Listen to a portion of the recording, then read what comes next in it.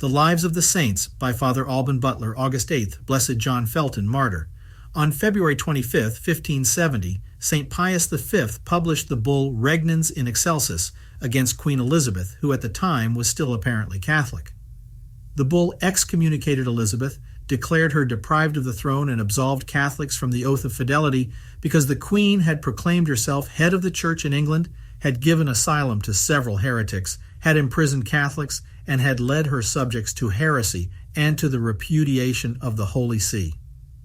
On the morning of May 25th, the inhabitants of London found a copy of Elizabeth's bull of excommunication nailed to the door of the house of the bishop of the city, adjacent to St. Paul's Cathedral. The author of the deed was John Felton, a gentleman originally from Norfolk who lived in Southwark. He was soon discovered. Indeed, another copy of the bull having been found in the house of a well-known Catholic lawyer in Lincoln's Inn, he was subjected to torture and confessed that John Felton had given him the copy.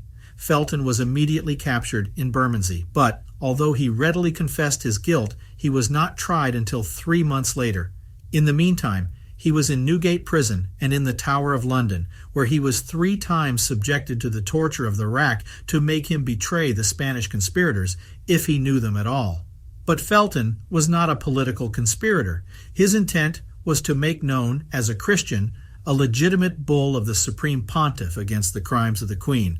The trial took place at Guildhall on August 4th. John pleaded guilty and openly proclaimed the sovereignty of the Holy See.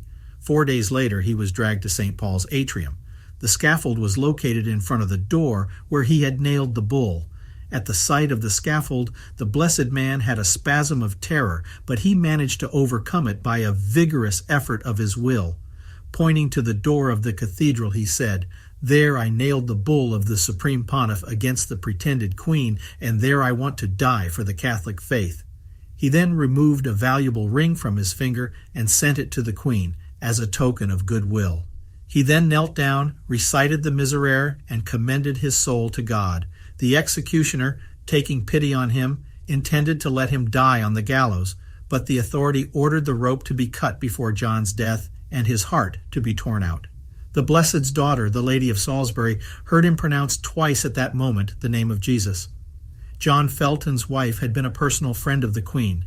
After her husband's execution, Elizabeth granted her permission to have a chaplain in her house. As there are other cases analogous to this one, it is plausible to think that Elizabeth really did so. Thomas Felton, John's son, who was then a boy of 2, was to follow him in martyrdom 18 years later. John was beatified by the decree of 1886, although not nominally.